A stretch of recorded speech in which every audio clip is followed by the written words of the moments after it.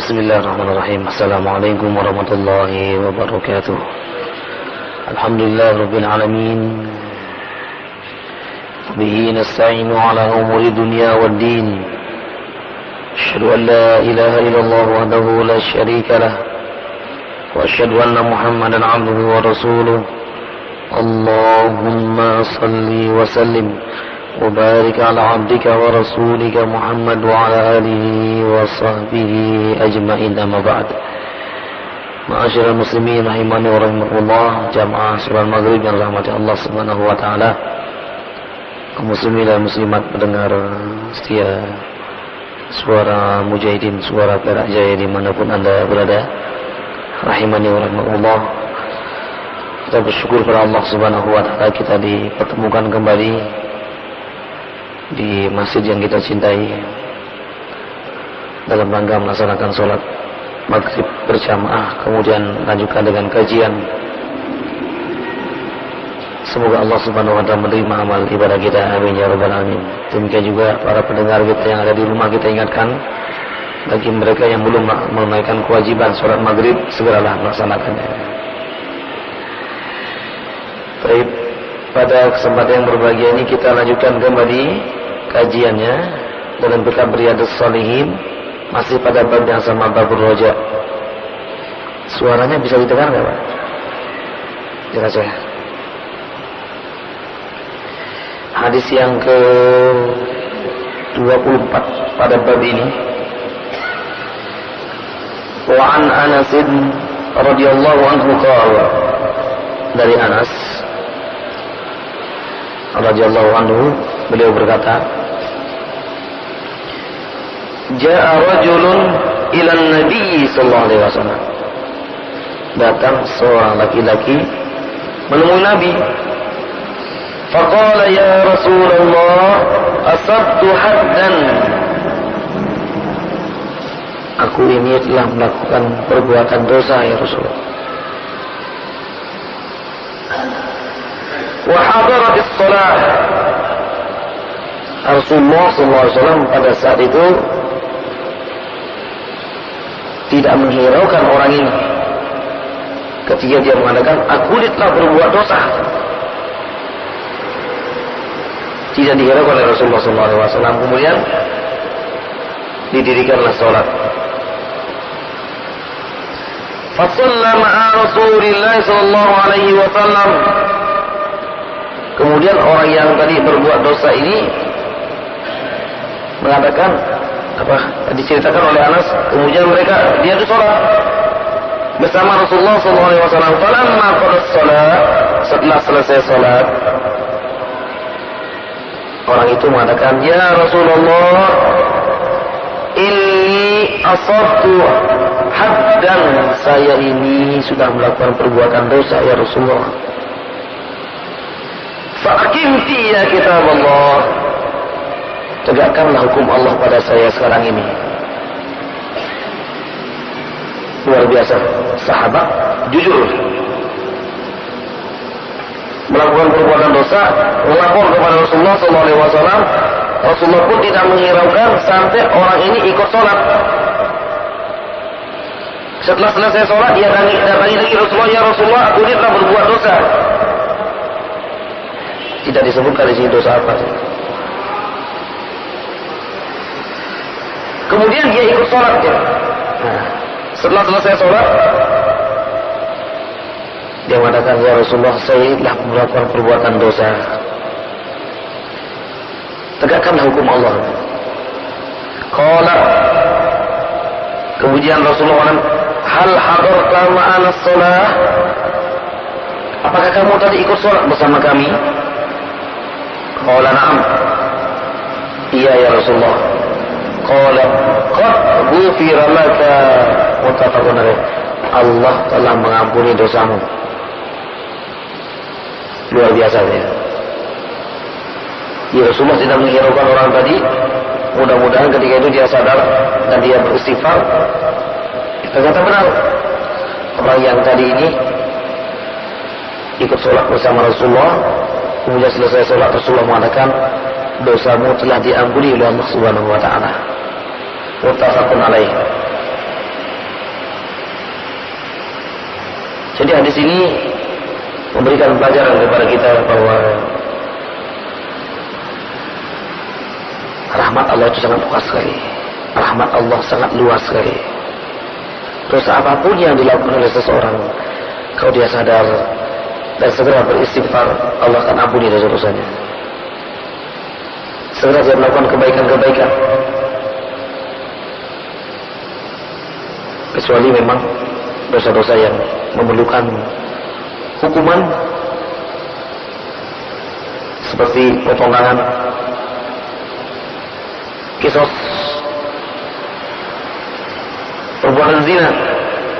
Ini memerlukan hukuman tersendiri, ada hukumannya tersendiri. Tidak cukup hanya dipenjarakan. Setelah dipenjarakan keluar lagi, berbuat lagi gitu. Yang nyuri dipotong tangan. Nyurinya berapa ribu?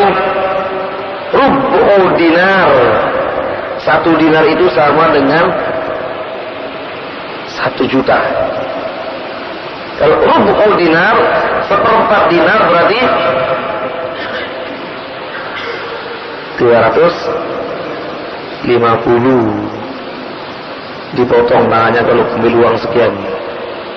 Kalau ambilnya banyak, apalagi yang banyak. Kalau hanya dipenjarakan, nanti dia keluar lagi, nyolong lagi gitu. Nah, intinya adalah rahmat Allah sangatlah luas sekali. Perbuatan dosa apapun yang dilakukan oleh seseorang, kemudian dia istighfar, sholat ya, di sini bersolat bersama Rasulullah, kemudian dosanya diampuni oleh Allah Subhanahu wa taala. Inna rahmatallahi wasi'ah. Sesungguhnya rahmat Allah itu adalah sangat luas. La taqnatu min rahmat. Jangan sampai kalian berputus asa dengan rahmat Allah. Dekatkan diri kita kepada Allah Subhanahu wa taala. Kalau kita takut dengan azab Allah, kita mendekat dengan Allah Subhanahu wa taala. Memperbanyak istighfar, beramal baik, kemudian berjanji untuk tidak mengulangi lagi perbuatan-perbuatan yang dia lakukan. Insyaallah Allah akan mengampuni dosa-dosanya. Kemudian yang berikutnya ayat hadis ke-25. Wa anhu, masih dari Anas bin Malik.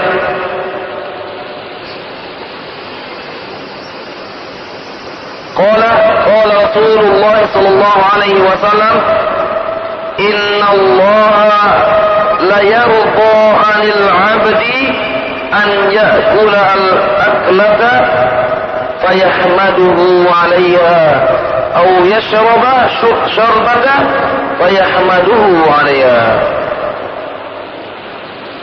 Di sini mungkin sudah sering kita praktekkan, tapi kadang-kadang kita tidak sadar.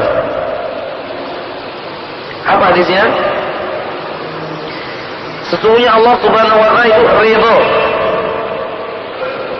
rela kepada hamba-hambanya yang ketika dia makan, kemudian setelah selesai makan dia ucapkan alhamdulillah alladzi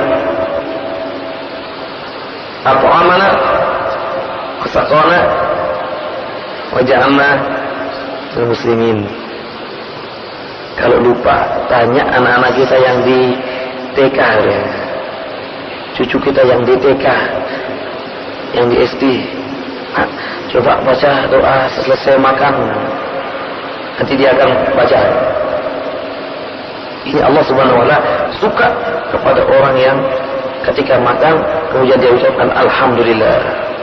Itu yang paling pendek, alhamdulillah. Yang panjang, alhamdulillahilladzi at'amana wa saqana wa ja'alna minal muslimin.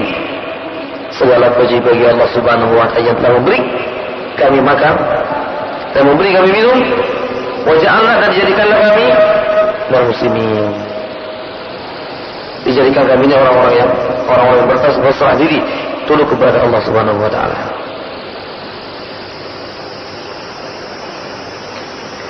Jadi Allah Subhanahu wa taala sekali lagi sangat suka kepada orang yang selesai makan mengucapkan alhamdulillah, demikian juga selesai minum mengucapkan alhamdulillahirabbil alamin. Hadis riwayat Imam Muslim. ayat ketiga, hadis ke-26 ya.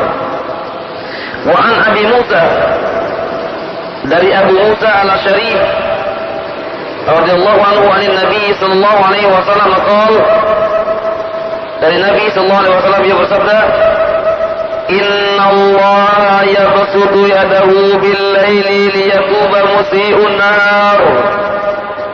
Sesungguhnya Allah Subhanahu wa taala membentangkan kedua tangannya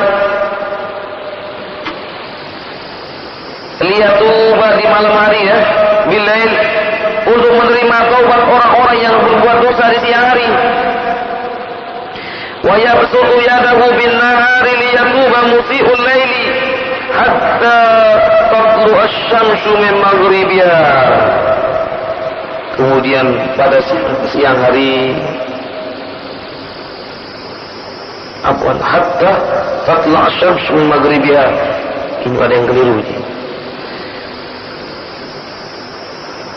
Hatta taghrub asy-syamsu min maghribiha. Kalau di siang hari Allah Subhanahu wa taala membentangkan tangannya untuk menerima taubat orang-orang yang berbuat dosa di malam hari hingga matahari tenggelam. Luar biasa ya. Hadis riwayat Imam Muslim. Allah setiap malam membentangkan tangannya untuk menerima taubat orang-orang yang berbuat salah pada siang hari, berbuat dosa pada siang hari. Dan Allah Subhanahu wa taala akan membentangkan tangannya di siang hari untuk menerima taubat orang-orang yang berbuat dosa di malam hari. Adakah kita ini mengambil pelajaran? Hal antum tadzakkarun, hal antum ta'qilun. Sangat luar biasa.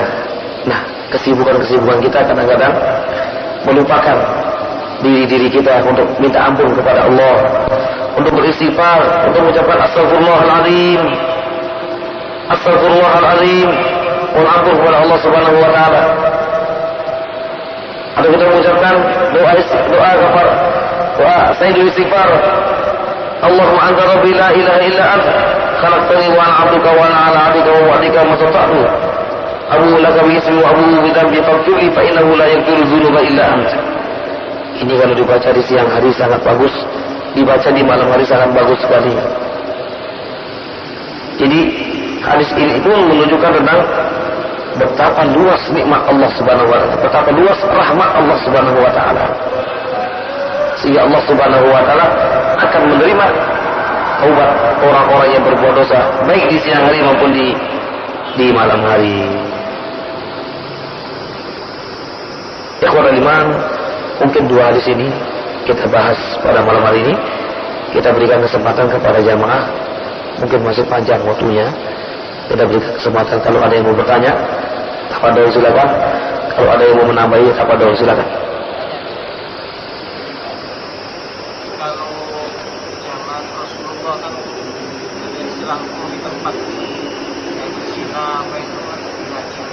Kalau zaman sekarang bagaimana? Kalau kita mengaku salah itu bagaimana? Iya.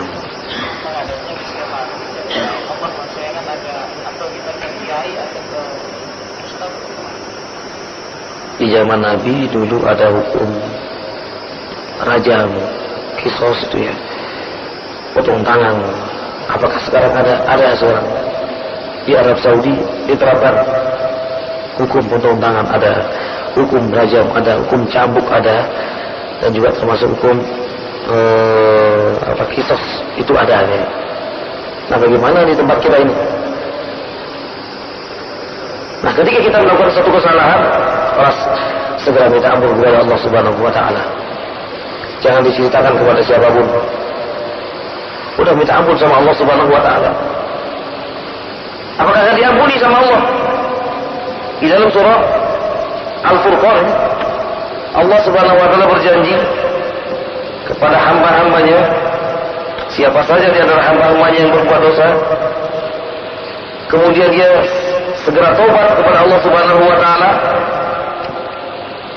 kemudian dia beriman dengan iman yang sebenar-benarnya, maka Allah Subhanahu wa taala akan mengganti kejelekan-kejelekan tadi, dosa-dosa tadi dengan kebaikan-kebaikan. Dalam surah Al-Furqan.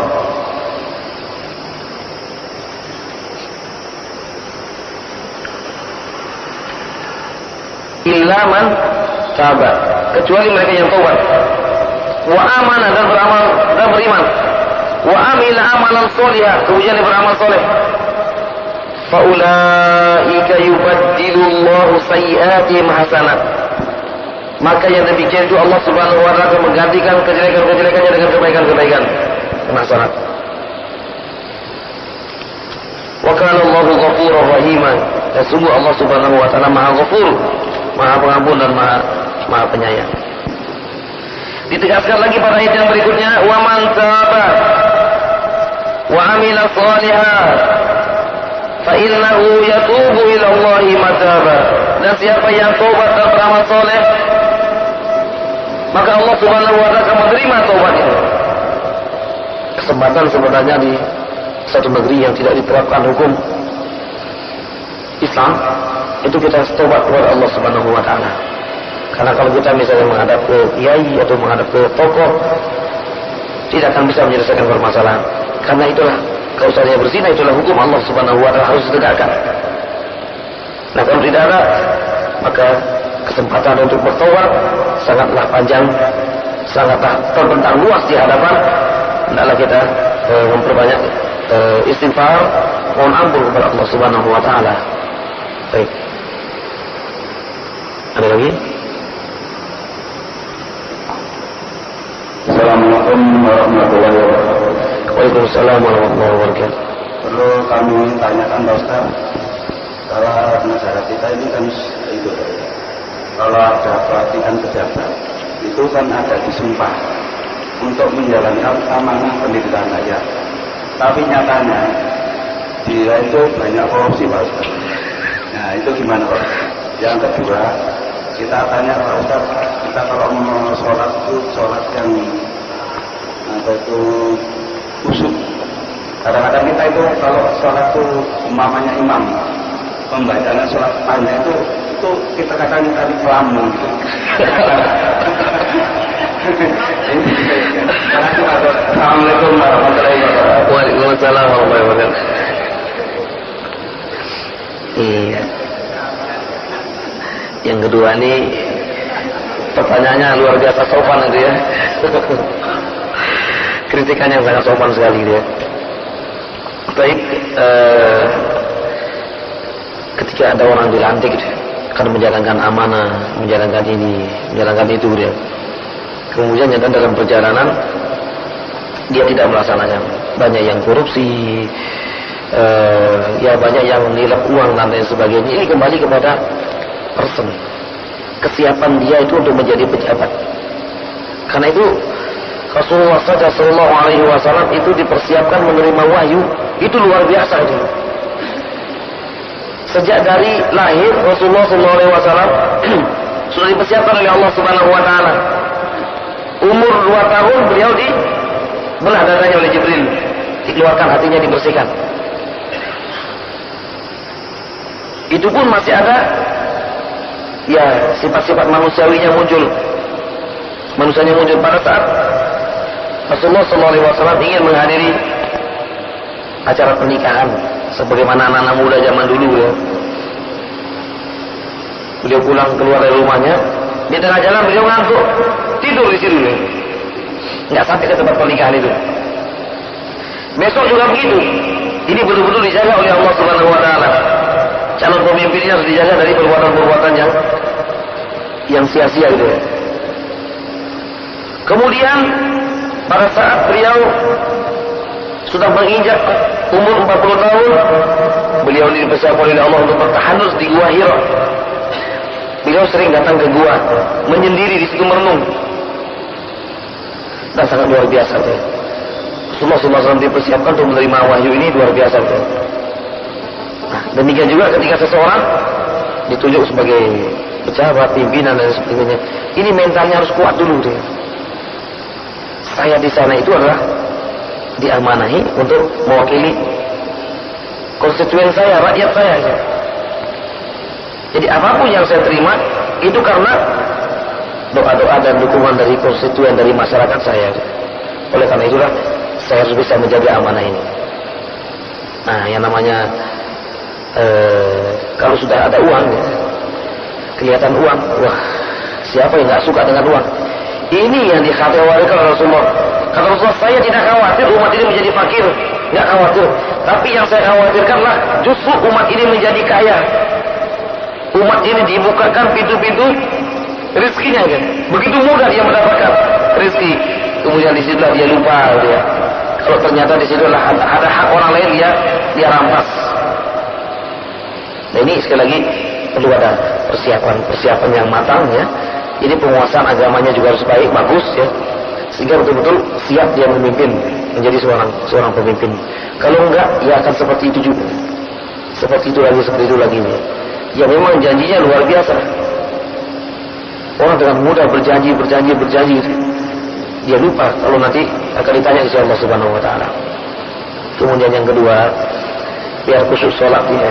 Kalau bacanya banyak-banyak nggak khusyuk kita sholat. Rasulullah kalau sholat subuh itu paling tidak dia membaca 100 ayat subuh. Sholat maghrib beliau kadang membaca yang pendek, kadang membaca yang panjang. Beliau pernah membaca apa? Wan najmi idza hawa, wan najmi idza hawa ma dhanna sahibukum wa ma ghawa wa ma yantiqu 'anil hawa in wa illa wahyun yuha. Sampai habis itu berapa ayat? Panjang, ya. Satu. Jadi 2 halaman bolak-balik, 1 halaman bolak-balik sama setengah. Itu sholat maghrib dia. Dan beliau juga pernah membaca waktu riwa kitab yang maskur sampai habis 3 halaman. Isya beliau pernah membaca surah Al-A'raf 205 ayat surah Al-A'raf. Terkadang juga beliau membaca yang pendek, variatif. Jadi tidak pendek terus dan juga tidak panjang-panjang terus. Nah, supaya kita ini khusyuk, yang utama adalah kita harus menghadirkan hati kita ketika sholat. Kita tinggalkan semua urusan-urusan dunia, nggak usah dipikirkan urusan-urusan dunia ini. Karena itu ketika orang mau pergi ke masjid, dia sudah selesaikan urusan-urusan dunianya. Jangan sampai kalau udah berangkat ke masjid, naruh kunci dan lain sebagainya, terus tiba-tiba lupa. Saat sholat ingat kuncinya tadi. Kadang-kadang orang dibawa kemana-mana. Ya jadi ketika dibacakan Al-Quran memang kita disuruh untuk diam mendengarkan. Idza quri'a al-Quran fastami'u lahu wa ansitu la'allakum turhamun. Dengarkan saja jadi bacaan-bacaannya. Jadi enggak usah ngelamun kemana-mana. Kita bayangkan bahwa kita tuh mengerti aja gitu ya. Tapi untuk menuju kekhusyuan itu juga harus paham. Paling tidak kita memahami apa yang kita baca, ya. Tapi jadi seperti itu, ya. Insyaallah kita variatif nanti insyaallah kadang pendek, kadang panjang bacanya biar jamaahnya juga enggak ngandung dia. Baik. Insyaallah kalau sholat fardu pendek-pendek, tapi kalau sholat qiyamul lail panjang-panjang. Yang lain? Silakan. Mic. Oke, kasih deh.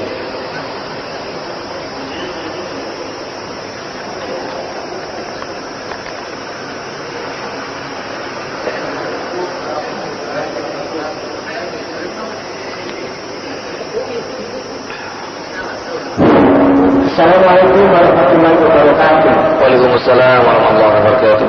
Ustaz, saya pernah dengar salah satu hadis yang pernah disampaikan oleh para ustaz, yaitu bunyinya antara lain, apabila seorang suami menceraikan istrinya dalam keadaan hamil, maka istri tersebut tidak boleh menikah sebelum masa iddahnya habis.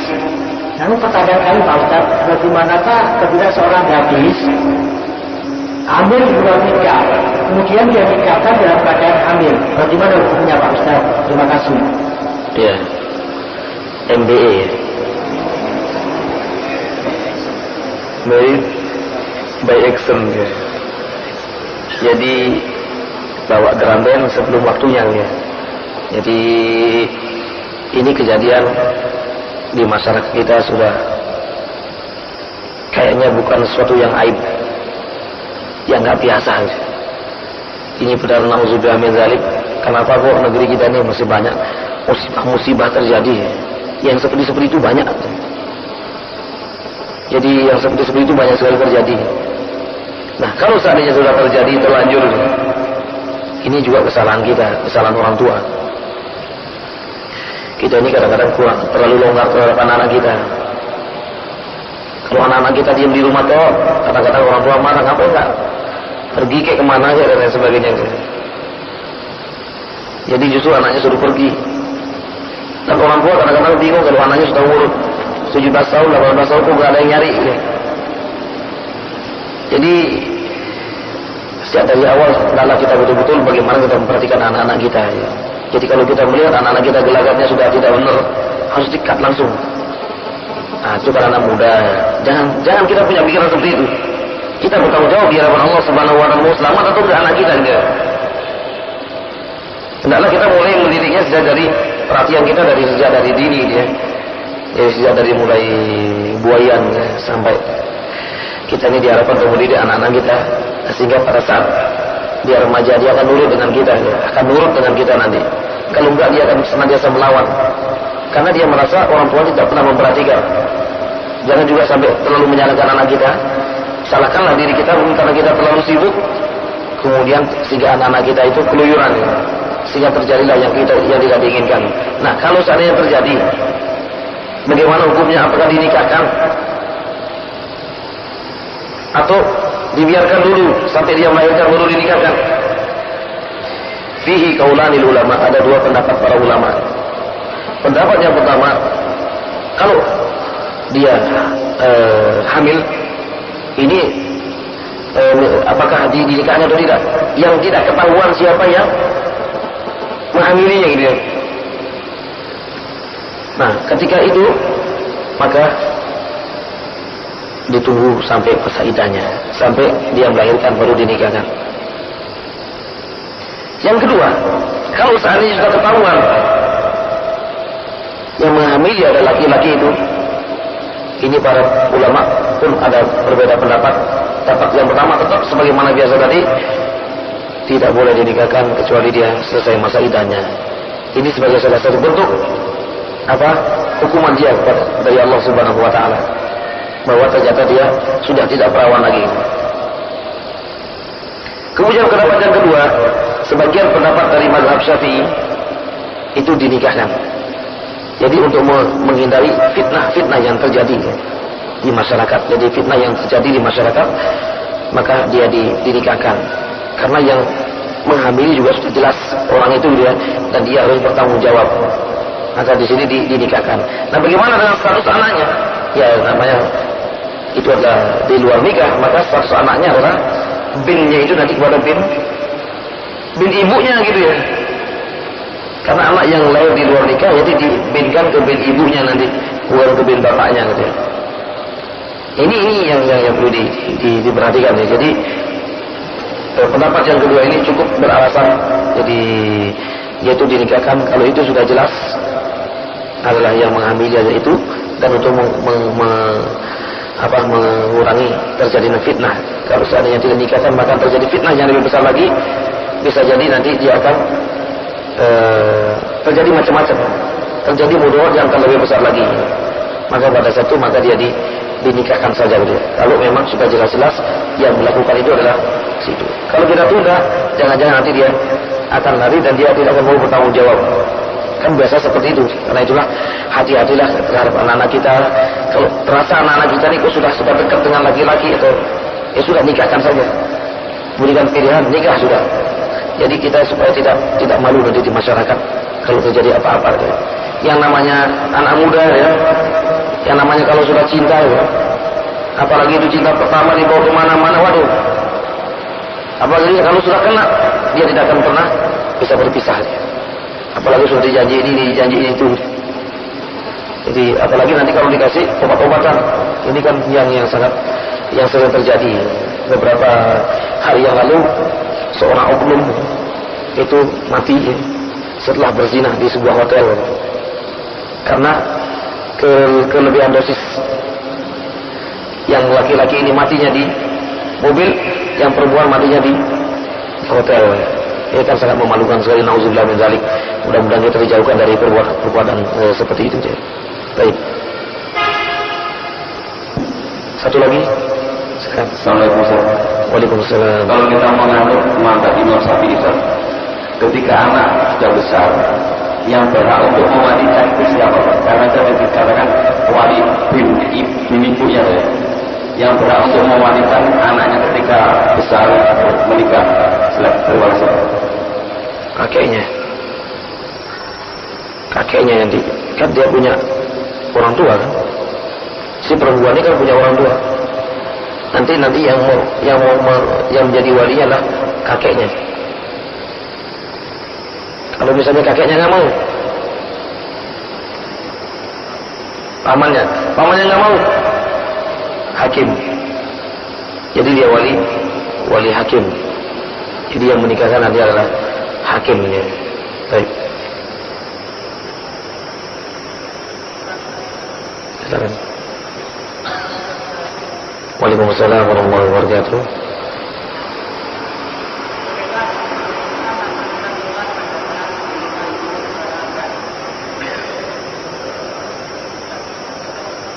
Bolehkah kita melaksanakan sholat sunnah pada saat mendengarkan azan? Kita masuk masjid, kemudian ada suara azan, kita sholat. Ketika kita masuk masjid, azan, ya, ini kan pas azan kita masuk masjid. Mana yang lebih didahulukan, apakah sholat atau dengarkan azan ya? Sekarang Rasulullah akan mengatakan kalau masuk masjid, hendaklah kamu sholat, jangan kamu duduk sebelum sholat 2 rakaat. Nah sekarang sedang azan, maka yang didahulukan adalah mendengarkan azan. Tidak boleh pada saat azan kemudian kita langsung sholat. Dengarkan azan biar selesai baru kita sholat. Itulah tuntunannya Rasulullah SAW. Kecuali ketika kita sholat, kemudian azan, teruskan sholatnya, jangan dibatalkan. Baik. Bisa dipahami Pak ya? Tapi saya rasa cukup untuk kajian malam hari ini insyaallah. Mudah-mudahan ada hikmah dan manfaatnya. أقول قولي هذا وأستغفر الله لي ولكم سبحانك اللهم وبحمدك أشهد أن لا إله إلا أنت أستغفرك وأتوب إليك وصلى الله على نبينا محمد وعلى آله وصحبه أجمعين. السلام عليكم ورحمة الله وبركاته.